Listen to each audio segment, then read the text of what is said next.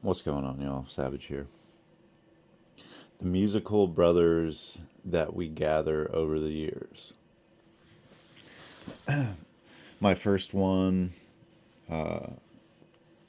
best friend since we were little kids, sharing tapes, having our parents kind of that access and influence guide us a little bit, both from divorced homes. So we had kind of four substations of music.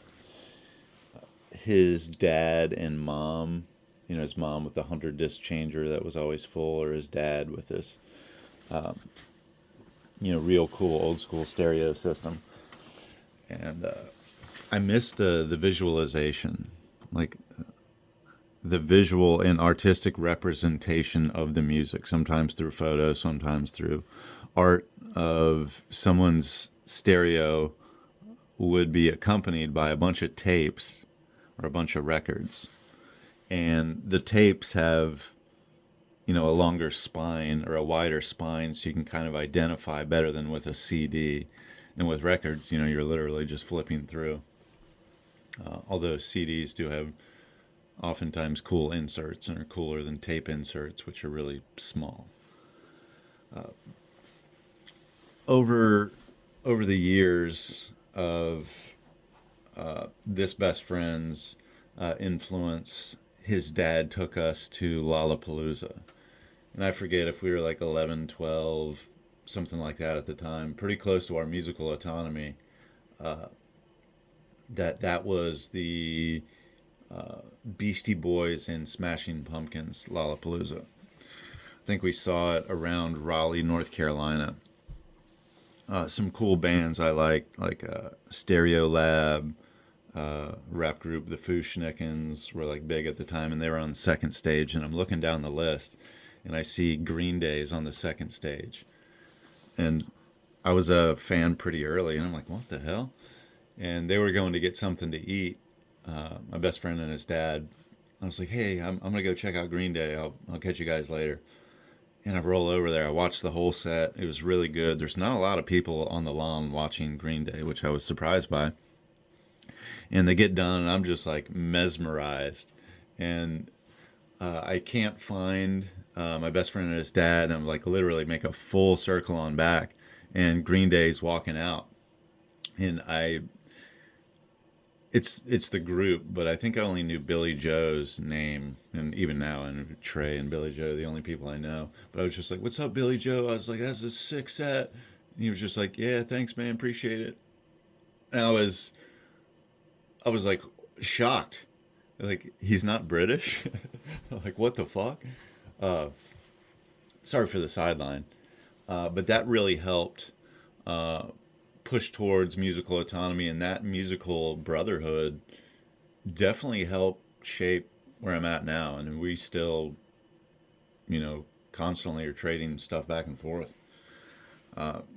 Two of my friends, in that best friend groups that have passed were huge musical brothers. One, Andrew, on the more eclectic side, he almost all but hated hip hop. Asher more on the hip hop side, but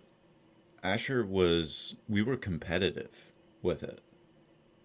We would kind of say like, hey, check this tape out, and got it at a underground record store in Philadelphia. Nobody's ever heard it. Stuff like that. It had to be like one upping each other. It almost wasn't good enough. And that played out in accumulating, acquiring, studying, and producing our own music. And it was a huge part of my life.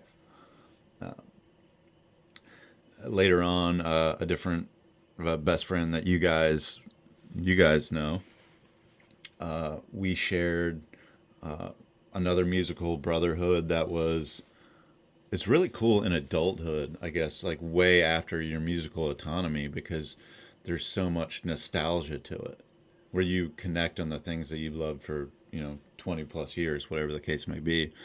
And It also helps shape people with the same foundation or a very similar foundation in music can often give each other really cool recommendations.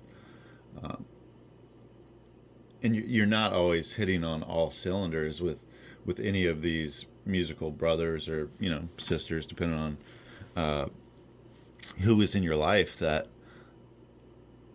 it's it's just songs you wouldn't have found yourself. So a huge benefit, especially being liking a lot of variety.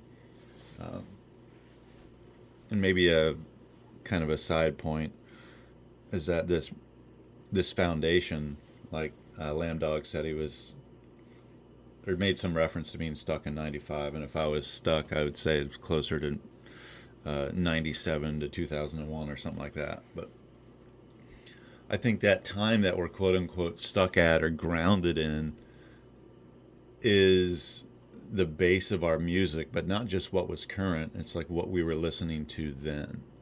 Like what was on the job site, or what were you listening to in school or in college, or uh, whatever the case may be. And that foundation, I think when we share that in adulthood, is really cool. Uh, also, not below the musical Hermanos, but we have these like real niche, super consistent relationships with some people we're not as closely connected to. Like we're not best friends or even like extremely close friends, but you have some musical connections in life that are very, very extremely pure, where you share a lot of the same stuff, or whether it's competitive or just very supportive on kind of the back and forth with music and songs. I've had a few good relationships like that, um, to where you've really gained a lot of like cool musical angles and real cool discussions on stuff. But anyway, uh, yep, sometime after my musical autonomy, I think it was 19, I had gained my second musical hermano, and on from there, changed my life for the better. Anyway, Savage out.